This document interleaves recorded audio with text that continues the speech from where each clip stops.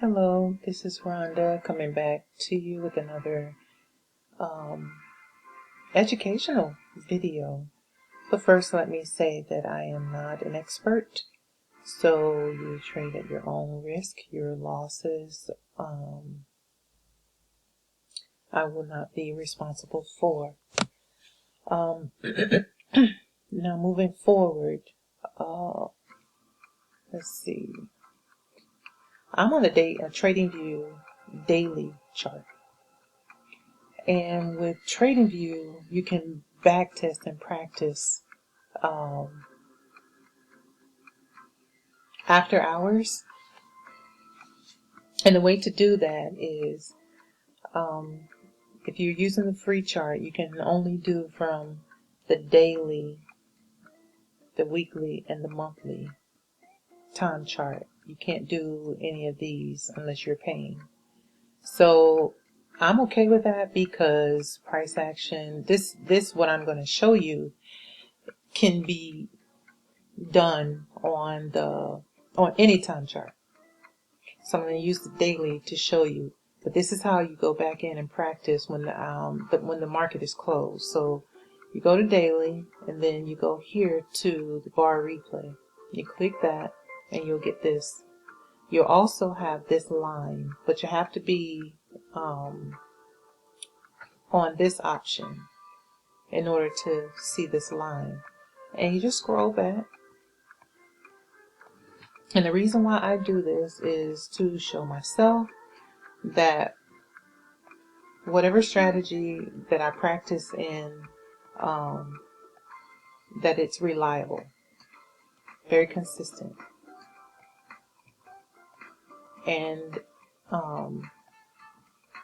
I wish I could say 100%, but I can't say 100%, but we're very close to it. So I'm in 2015. Let's see if I can get to 2012 with this.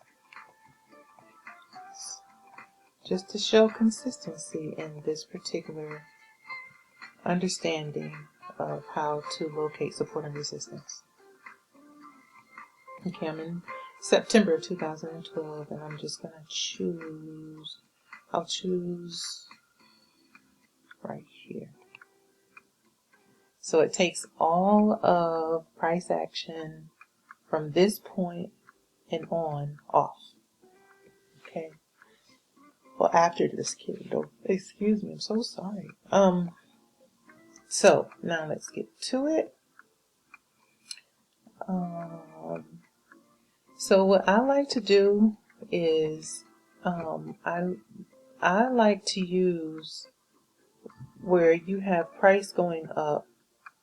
Okay, so price went up right here, and then closed right here, and another candle opened at this point and went up. I like to take a horizontal line, place it right there. Alright. So they say support and resistance is actually from where the wick hits. But I like to use the body of the candle because I trade on the Nadex platform and I trade expiries, meaning that you have to be able to predict whether price will close above or below a certain point. So I use the body. So here's another one right here. And what I'm marking up is what I consider to be support and resistance from my point of view, my understanding. Oh, that's good. Okay, good. Okay. So my prediction is that let me just, okay, so with the playback also, when you're in the playback mode, you can either choose this option and let the prints, the candle prints, play out themselves, or you can control it by using this one, where you individually choose the candles. Okay, so I'm glad that happened. I'm glad I did that, because right here, well, first let me tell you what resistance is, support and resistance. Support is where you have price bouncing off of at the bottom, what you call the floor. Okay, so when price comes back down to a level and closes at that level or bounces off.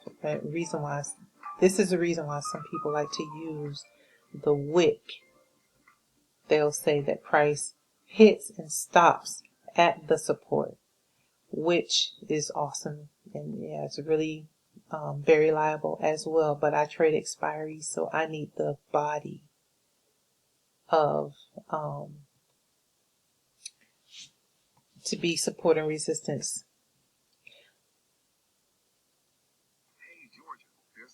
I need to locate support and resistance using the body, the close, open and close.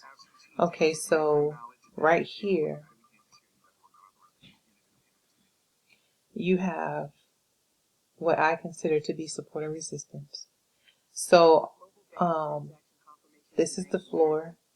When price comes up and does not go close above, it's just resisting closing above. Okay, it's resisting closing below, which is the floor, resisting closing below, which is support, resisting closing above, which is resistance or the ceiling. Price comes up and closes at this point, or if I put the cursor there, price bounces off the ceiling. Like if you take the ball and hit the ball to the ceiling, price won't go any further. That's what resistance is. And if you take the ball and bounce the ball on the floor, price bounces off the floor and continues up. That is support. Okay. So how I use support and resistance to trade. All right. So when price comes to this point, all right, and it goes above, I predict that price will stay above. Once it comes back to this point, it will close above this line. And then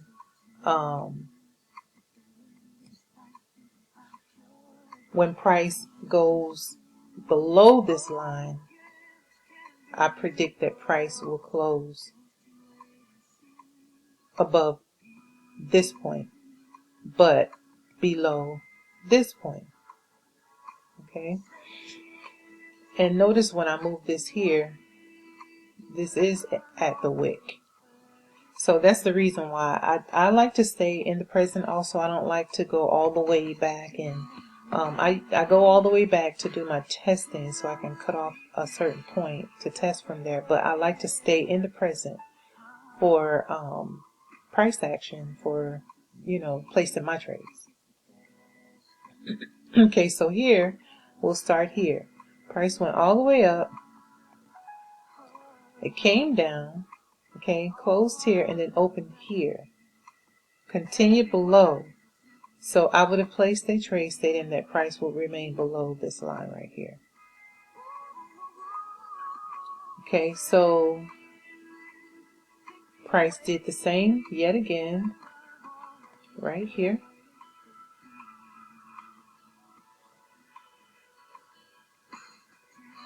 It closed below this point, so I would have placed a trade stating that price would actually, I would have tried to locate an option on Nadex stating that price would remain below this point right here.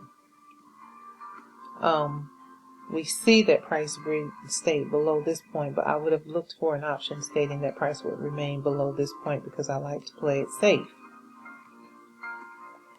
I don't care to be that risky of a trader.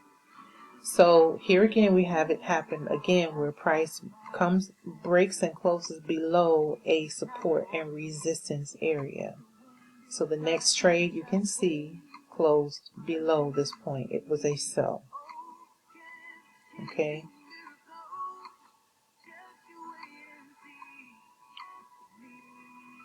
Something I see, but I'd have to save that for another video. So price comes here, goes up and closes above this point.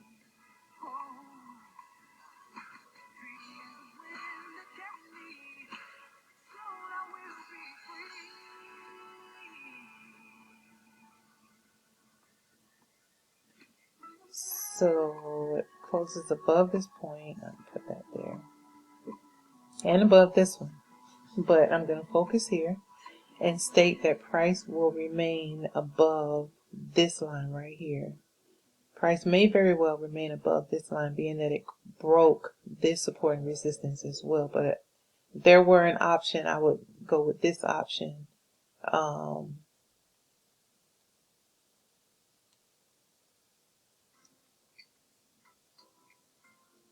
Or halfway. If there were an option halfway of this candle, maybe like right here at this point, if there were an option available, I would take that one as well. But let's play it and see what happens. It went up. So price went up because this candle, this momentum candle, closed above this support and resistance line. This is very consistent. So I'll play another one. And I predict the price will stay above this line.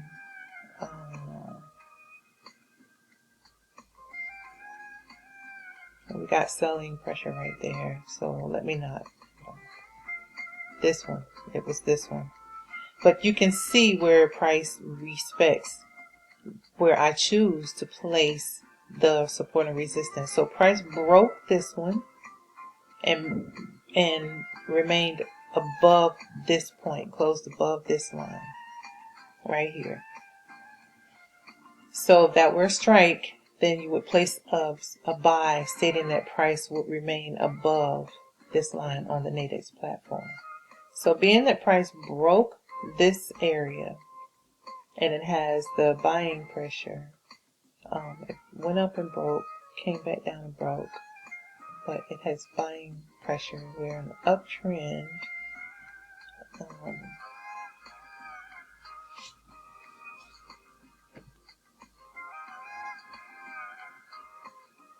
Sometimes when you have the wick going to the bottom, price continues to go down too. So let's see what happens. Okay, there we go. It respected this area to the T and this one. You see, this is why I like to use the where price closes and then opens and continues in the same direction. This is why I like to use these as support and resistance. This was support and resistance. This was support and resistance. You notice price bounced off of this line, bounced off of this line, bounced off of this line. So go back in and do some testing, back testing of this. Take notes on this video